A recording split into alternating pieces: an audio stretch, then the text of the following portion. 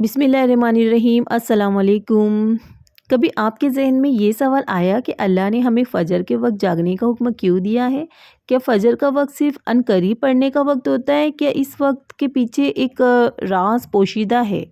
वो राज क्या है? इस राज को जानने के लिए ज़रूरी है कि हम पहले नमाज के बारे में जानिए, जो हम पर दिन में 5 मरतबा फ़र्ज़ की गई है। और ये 5 नमाज़ें किस तरह फ़र्ज़ हुई, इसके पीछे भी एक शानदार वजह है, जिसका मुज़ाहरा सफ़र मेराज में इस वक्त हुआ जब हज़रत मोहम्मद सल्लल्लाहु अलैहि वसल्लम अल्लाह से मुलाकात के लिए वक्त के इंतहाई मुख्तसर हिस्से में 7वें आसमान से भी आगे तशरीफ़ ले गए थे। इस रात अल्लाह ताला ने एक ख़ास पेश मंज़र में अपने हबीब सल्लल्लाहु अलैहि वसल्लम को आसमान पर बुलाया और अपने खुसूसी इनामात से नवाजा। इस मुबारक सफ़र में अल्लाह ताला ने अपने करीबी ख़ास से नवाजा, अनबियाए कराम से मुलाकातें करवाई, जन्नत जहन्नुम का मुशाहिदा करवाया गया और नेकियों के अजर सवाब और बुरों का अंजाम व अज़ाब का इंतज़ार करवाया।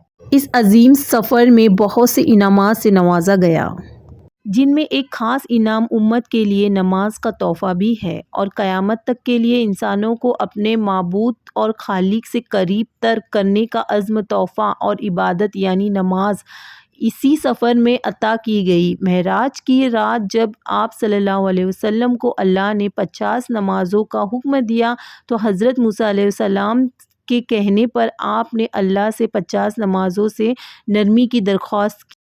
और ऐसा कई बार हुआ, यहाँ तक कि अल्लाह ने उम्मत मोहम्मद सल्लल्लाहु अलैहि वसल्लम के लिए दिन में 5 नमाज़ों का हुक्म दिया, जिसके बाद हज़रत मूसा अलैहिस्सलाम ने आप सल्लल्लाहु अलैहि वसल्लम को 5 नमाज़ों में कमी के लिए अल्लाह के पास एक बार फिर जाने का मशवरा दिया। लेकिन तब आप सल्लल्लाहु अलैहि वसल्लम ने फरमाया कि मैंने अपने रब से कई मरतबा दरख्वास्त कर ली है, यहाँ तक कि अब मुझे हया आ गई और अब मैं राज़ी हूँ और इस हुक्म को हर तरह से तस्लीम करता हूँ। हर नमाज पढ़ना ज़रूरी है और यकीनन आपके लिए भी। नमाज़ों में सबसे ज़्यादा मुश्किल नमाज फ़जर की नमाज हो गई, जिसमें नींद का गलबा इस कदर होता है कि इंसान बमुश्किल उठ पाता है। लेकिन दिन के इस ख़ास हिस्से में जो राज पोशीदा है, इसे जब आप जानोगे तो यकीनन करें कि आप फ़जर की नमाज कभी छोड़ना नहीं चाहेंगे। यहाँ नमाज फ़जर के कुछ फ़ज़ाइल समात फरमाए। 5 नमाज़ों में से सबसे अहम नमाज फ़जर की है। फ़जर की नमाज जो है ना, पढ़ना बहुत ही अहमियत है। इन 5 नमाज़ों में से फ़जर की नमाज कभी नहीं छोड़े। मैं तो पढ़ती हूँ और मैंने सोचा कि मैं वीडियो बनाऊँ, आपसे शेयर करूँ और क्यों ना ये प्यारी सी हदीस को जो है आपसे शेयर करूँ। तो बस मेरा कहने का मतलब यही है कि फ़जर की नमाज ज़रूर से पढ़े, उठे सुबह में, वज़ू बनाएँ और नमाज़ पढ़े, अगर हो सके तो कलाम पाक भी पढ़े, सूरह यासीन पढ़े, सूरह रहमान पढ़े, सूरह मंजिल पढ़े या तो फिर सूरह इखलास पढ़े। मेरे को जैसा टाइम मिलता है, जैसा वक्त मिलता है, उस वक्त के हिसाब से जो है मैंने अपना एक टाइमिंग बनाया हुआ है और उस हिसाब से जो है मेरा काम होता है। अल्लाह की इबादत भी होती है। कामों में मैं कभी अल्लाह की इबादत को नहीं डालती हूँ। अल्लाह की जो इबादत करनी होती है उसका टाइम वक्त मैंने अलग बनाया हुआ है, क्योंकि उसको जो है वक्त के हिसाब से ही चलना होता है। जैसे कि फ़जर की अज़ान हो रही है तो बस उसके कुछ ही टाइम बाद जो है वज़ू करके नमाज़ अदा कर ले, क्योंकि उसका भी एक टाइमिंग होता है। तो बस उस हिसाब से जो है मैंने अपना एक टाइम टेबल फ़िक्स किया हुआ है और घर के काम भी साथ में होते हैं, अल्लाह की इबादत भी होती है।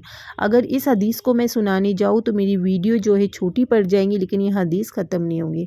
इंशाल्लाह अब यूट्यूब पर आ गए हैं तो अच्छी-अच्छी हदीसें जो है मैं आपसे शेयर करती रहूँगी। ना कि बड़ी, लेकिन हाँ छोटी-छोटी हदीसें जो है मैं आपसे शेयर करूँ और आपसे जो है दीन की मालूमात शेयर करती रहूँ और आपको भी जो है इन दीन की बातों में उलझा सकूँ और इन दिन के बातों में करीब ला सकूँ, ताकि आपको भी जो है ना घर के कामों से फ़ुर्सत मिल सके तो आप भी जो है नमाज में ध्यान दिया करेंगे। वैसे तो आप सबको पता ही है कि हर मुसलमान पे जो है ना 5 वक्त की नमाज़ पढ़ना फ़र्ज़ है। तो नमाज ज़रूर से पढ़िएगा। अल्लाह के लिए भी टाइम निकालिए, जैसा हम काम के लिए निकालते हैं वैसा अल्लाह की इबादत के लिए भी टाइम जो है निकालिए और नमाज़ पढ़िए, कलाम पाक की तिलावत करिए। सो खैर आ जाते हैं रूटीन पे। तो व्लॉग जैसा कि आप लोग ने देखा मैंने स्टार्ट कर दिया था और मैंने चाय बनाने के लिए रखी हुई है यहाँ पर। और आटे का डो जो है ना अभी मैं गूँदूँगी, क्योंकि मेरे को बनानी है, पूरी बनानी है और आलू की सब्ज़ी बनानी है। बहुत दिन हो गए कि मैंने आलू की सब्ज़ी नहीं बनाई थी, येलो वाली, मतलब कि आलू बॉईल करके बनाते हैं प्रॉपर आलू की सब्ज़ी, वैसी बनानी है। पूरी तो कभी कभार बन जाती है मेरे घर में। अभी मैंने कुछ हफ्ता भर पहले ही पूरी बनाई थी वैसे, लेकिन आलू पूरी बनानी है तो फिर आलू के साथ पूरी मुझे बनानी ही होगी। तो आज एकदम हेल्दी ब्रेकफास्ट रहेगा हमारा। मेरा कहने का मतलब है कि जो येलो वाली सब्ज़ी होती है ना आलू की, वो मेरे ज़्यादातर बनने में नहीं आती है, मतलब बॉईल करके आलू को बनाओ उसकी सब्ज़ी वैसी नहीं आती है। अदरवाइज़ उसके अलावा तो मैं लाल मसाले में बनाती हूँ, जैसा कि मैंने लास्ट व्लॉग में ही आपसे शेयर किया था कि मैंने लाल तीखे आलू बनाए थे, लेकिन उसका टेस्ट अलग होता ना, जो हम येलो भाजी बनाते हैं उसका टेस्ट अलग होता। बेसिकली मसाले जो है दोनों में अलग अलग ही जाएंगे, तो टेस्ट में तो फ़र्क होगा ही। तो चलिए मैंने आटा जो है तैयार कर लिया, मतलब गूँध के रखा हुआ है। मैं अभी इसको जो है ना थोड़ी देर सॉफ्ट होने तक के रखूँगी। और यहाँ पर जो है ना मैंने चाय बनाई है इसके डैडी के लिए, और इसके लिए मैंने ना उसमें दूध डाला है। उसको चाय को अच्छे से पकाना होगा मेरे को। कभी कभार क्या होता है ना कि मैं चाय को जो है ना ठीक से नहीं पकाती हूँ, यानी कि बॉयल नहीं लेती हूँ, तो फिर वो ना कच्ची कच्ची चाय लगती है, तो फिर उसके डैडी को पसंद नहीं आती है। एक तो उनकी चॉइस है चाय पीने में एकदम कड़क चाय, मतलब उनको कड़क चाय अच्छी लगती है, तो उसके लिए मुझे ना ज़्यादा देर तक पकाना होता है और चाय पत्ती जो है ना थोड़ी सी ज़्यादा डालनी होती है। अच्छा, यहाँ पर आलू जो है ना मैंने कट कर लिए, क्योंकि मुझे इसको बॉईल करने पड़ेंगे। तो चलिए यहाँ पर कट कर लिए। मिट्टी होती है आलू में, तो इसको बहुत अच्छे से 2-3 पानी से वॉश किया आलू को, और इसको अभी बॉईल करने के लिए चढ़ा दिया। अच्छा, ये था डोना मेरा चाय का ही था, ये जो ब्लैक कोटिंग का आप देख रहे हो जिसमें आलू बॉईल करने के लिए रखे। ये मेरा चाय का दूध का ही था, लेकिन उसका हैंडल टूट गया जब से मैंने उसको जो है ना बॉईल करने के लिए ही रखा, जैसे कि उसमें आलू अंडे ये सब बॉईल होते हैं। मैंने सोचा था कि मैं इसको हैंडल लगाऊँ, लेकिन नहीं टाइम मिलता, कभी मार्केट जाना होता तो फिर कभी भूल जाती हूँ, तो कभी रह जाता, तो फिर मैंने छोड़ ही दिया। मैंने चल रहने दे, कोई चीज़ में तो यूज़ हो रहा ही है, ऐसा नहीं कि वेस्ट नहीं हो रहा है करके। अच्छा, यहाँ पर आलू की सब्ज़ी के लिए मैंने प्याज, हरी मिर्ची, कड़ी पत्ता एंड हरा धनिया निकाल लिया, क्योंकि ये सारी चीज़ों को मुझे बहुत बारीक जो है ना चॉप करना है।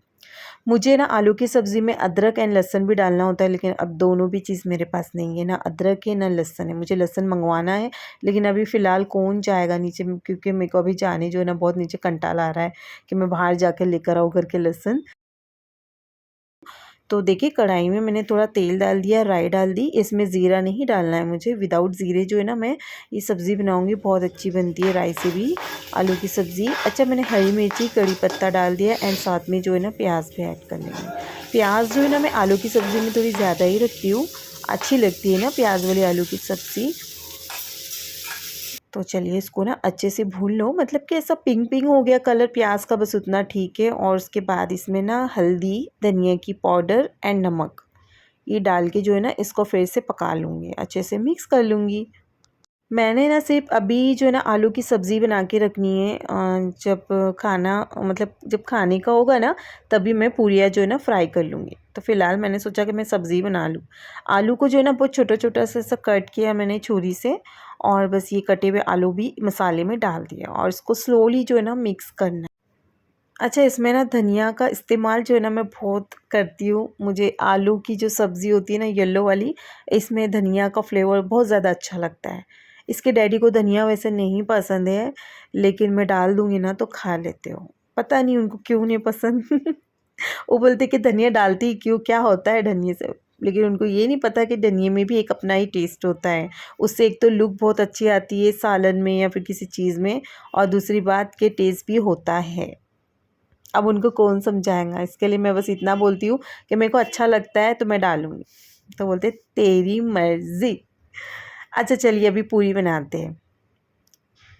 तो यहाँ पर जो है ना मैंने ऐसे रोटी की साइज़ में जो है ना बेल ली थी, कुछ ऐसे 3-4 ना एक साथ मैंने बेल लिए थे, और एक ढक्कन है मेरा वाइट कलर का, उससे जो है ना मैं साइज़ में जो है ना एक साइज़ में मतलब ऐसे गोल गोल गोल गोल कट करूँगी, ये देखिए कुछ ऐसे।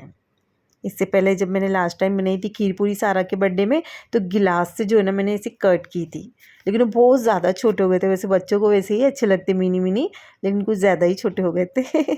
इसके लिए ना मेरा ढक्कन लिया मैंने, ये स्टील के कंटेनर का ढक्कन है, थोड़ा बड़ा है, तो मैं बोली चलिए ये साइज़ परफेक्ट है, इसी से ही जो है ना कट कर लेते हैं। तो ये देखिए मैंने ऐसे ही कुछ जो है ना बहुत सारे बना लिए, मतलब बहुत इससे इतने भी नहीं, मतलब जितने खाएंगे उतने ही, क्योंकि खाने वाले कौन, उसके डैडी और मैं ही हैं। बच्चे लोग के ना ये सब खाने को बहुत नाटक होते हैं, उनको कितना भी बोलो ना कि अरे खा ले, तो क्या करते हैं ना कि चले मम्मी चिल्ला रही बोल के 1 या 2 बाइट ले लेंगे, लेकिन पेट भर के नहीं खाएंगे। तो आप देख सकते हो एकदम फूली फूली जो है ना पूरी बनी है, और माशाल्लाह से मेरी सारी पूरियाँ जो है ना ऐसे ही फूली थी। लेकिन मैं अभी ज़्यादा तो रिकॉर्ड नहीं कर सकती ना, फिर वीडियो बहुत लंबी बड़ी हो जाती, तो फिर वो आप बोर ना हो जाए इसके लिए, तो बस जितना मुझे शेयर करना है उतना ही करती हूँ। आज मैं ना सोचा कि मैं ना अपनी विंडो के जो है ना ये कर्टन्स निकाल लूँ और दूसरे लगा लूँ। माशाल्लाह से अभी 1 महीने बाद जो है रमज़ान भी स्टार्ट हो जाएंगी, तो मैंने सोचा कि चलिए रमज़ान की जो है ना तैयारी अभी से स्टार्ट कर लेते हैं, यानी कि आज से।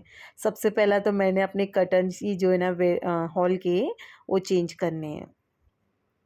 कर्टन से ही जो है ना मैंने अपनी रमज़ान की तैयारी जो है शुरू कर दी है। वैसे जो झाड़ झटक होती है ना वो तो रोज़ की करती हूँ, मैं रमज़ान के टाइम नहीं भी करूँ तो चलेगा, लेकिन नहीं, ऐसा नहीं हो सकता।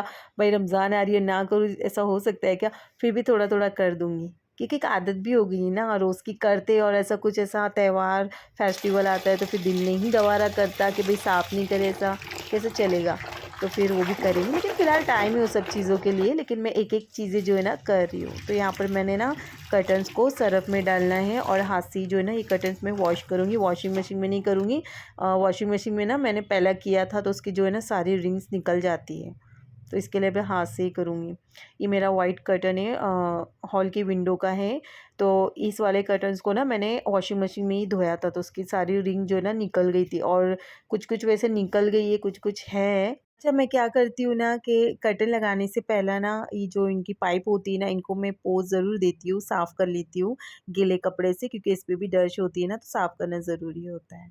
तो ये देखिए मैंने इसमें कर्टन लगा दिया, और ये कर्टन मुझे बहुत अच्छे लगते हैं, वाइट एंड सिल्वर कलर का शेड है इसमें, तो बहुत प्यारे लगते हैं। चलिए इसी के साथ ब्लॉग को एंड करते हैं, फिर मिलेंगे, अल्लाह हाफ़िज़।